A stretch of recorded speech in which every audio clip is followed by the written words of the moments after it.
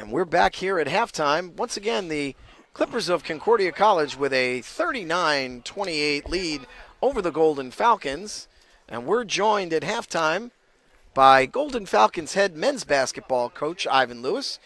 Coach Lewis, thank you for joining us here at halftime. Happy to be here. Happy New Year to you. Happy New Year. So, your team comes off a 90-78 loss on New Year's Eve to Bloomfield, and trying to rebound from that loss tonight. What do you expect from the Clippers of Concordia as we move into 2018? Well, I expect them to come out and put a lot of pressure on us defensively. They're going to push pace. They're going to look for their offensive opportunities early in the shot clock. But they're really going to try to dictate the pace of the game and play it with a fast tempo. Who are the players that you are really going to be focusing on to try to stop tonight from Concordia? Well, I think McFadden plays a major role for them. He's really the person that handles the ball for them predominantly, and he's the one that gets them going in transition. So we're worried about, controlling him and keeping him in front of our defense, making sure that we're not presenting any gaps for him to, break us down off the bounce. And then their forward, Stephen Millhaven, who's tough, tough to guard, very versatile guy, can play on the perimeter, can also hurt you off the bounce. So we're concerned with those two guys and really trying to control them offensively. We got some information earlier tonight that Millhaven most likely will play tonight, but has a tear of his labia and might be a little bit limited because it's on his left side. Were you aware of that injury? No, I wasn't aware. I wasn't aware. Well, I gave you a little bit of good news then with that. That's good. I appreciate it. Offensively, obviously, Terrell Spalding and Jameer Stanford have been go-to players for you most of the year. But, it always happens in games like these where, teams are evenly matched that a third scorer or another player has to assume some of that scoring. Zamir Wright, Rasan Williams, are you looking obviously for either one or perhaps both of those players to step into those types of roles tonight? Yes, we're hoping that both of them can give us something on the offensive end. Expecting Spalding to come out and take advantage of his end as well as Stanford. But we hope that both of those guys can contribute offensively. How hard is it for you as a coach during this time of the season, during the semester break? You're just coming off the holidays. The structure of everyday life has been, somewhat changed and altered. How do you as a coach try to keep it as normal and as routine for your guys so they stay in rhythm during this time? Well, it's very tough to do because, there's no classes. Even though, there's a lot of time to work with the guys and a lot of time to dedicate towards the program and what we need to do. It is out of rhythm. It's not traditional to be practicing and going about things without class.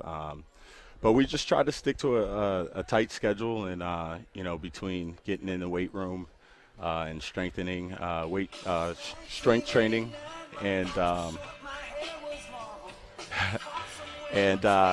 practice and film, and then getting into the cafeteria for our meals. We just try to keep a tight schedule. A lot of holiday high school basketball tournaments over the last week, and I'm sure you guys were out from pretty hard on a recruiting standpoint. How does next season look with getting some new faces here into Rutherford? Well, yes, definitely catching a lot of New Jersey basketball, a lot of holiday tournaments. So the staff was very active on the road this past 2 weeks. But, our focus is really to bring in some front court help, from some front court depth. We really want to try to find a skilled forward that can score for us. We're not only at high school level, but, we're focusing on, a junior college player that can possibly come in and contribute right away. We're active and, we got a few spots we got to fill. So we'll find them. After tonight, the Eagles of Post University come in. Another big division game, another division rival. And then another home game. You know, this will be 3 consecutive home games for us, and really it's something when you look at the schedule, something that you have to try to take advantage of. You know, we talk about it all the time about holding serve, especially when you're at home against opponents that, you know, you're in what you would consider to be a favorable matchup. Is it difficult, easy to motivate the guys right now to try and do that and hold serve? No, I think the guys have an understanding of how important this stretch is for us, and like you said, protecting the home court and holding serve in conference play is very important, and our guys are aware of that and aware that these 3 next games are games that we have to put forth our best effort. And with that being said, who do you think is the front runner at the moment here in the CACC, both North and South?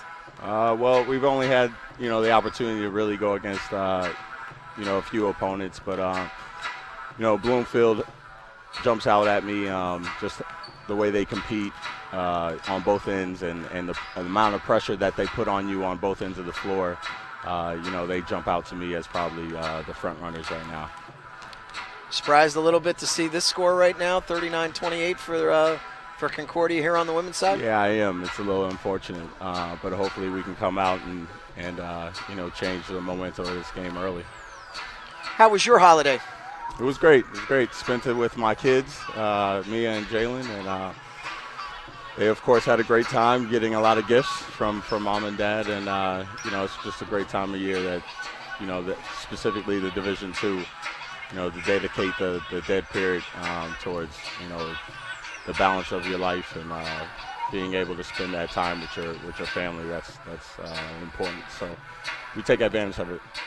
Do you think it's difficult for the kids to come back from that? I mean, I'm sure they enjoy those 7 days away from it, but do you think that those first few days, obviously they're difficult to get back into the swing, and I know if you had your druthers, maybe you wouldn't want to play that game prior to the new year, and you maybe would have wanted this game to be the first game back as opposed to the game on the 31st. Just talk a little bit about what you have to do in those first few practices to get the team back into playing readiness off such a long break. Obviously, you would never be in that kind of mode in the course of the season where you'd be off for that extended amount of time.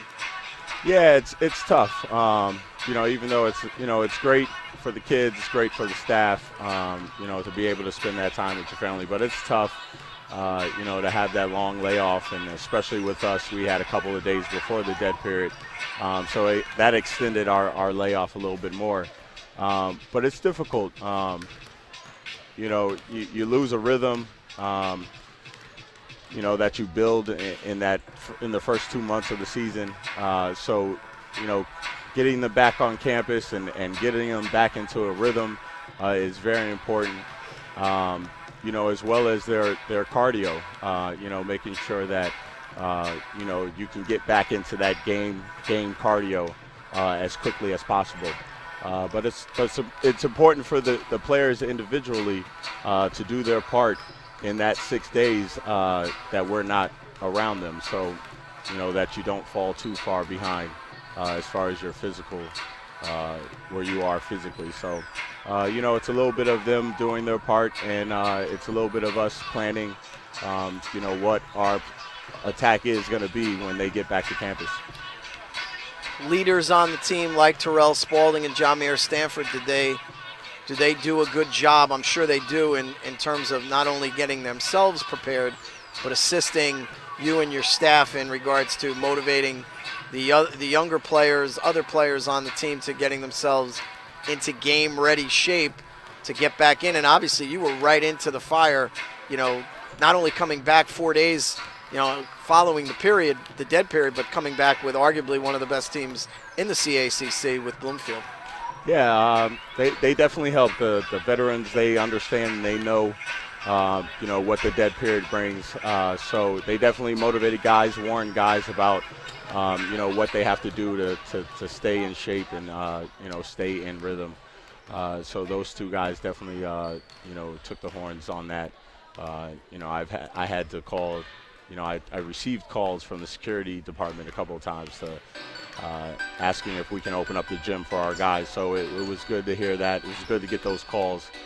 So guys did their part to get in the gym during that dead period. So, but yeah, it's tough, and to come back in the thick of things and jump into conference play. It's definitely an awkward period of the season. Well, thank you, sir, for joining us here at the half, and we wish you all the best not only tonight but the rest of the way. Head coach Ivan Lewis in his third season here at the helm with the Golden Falcons. Coach, again, thanks, and best of luck tonight. Thank you, Jay. You got it, Take brother. care, man. Again, we are at the half.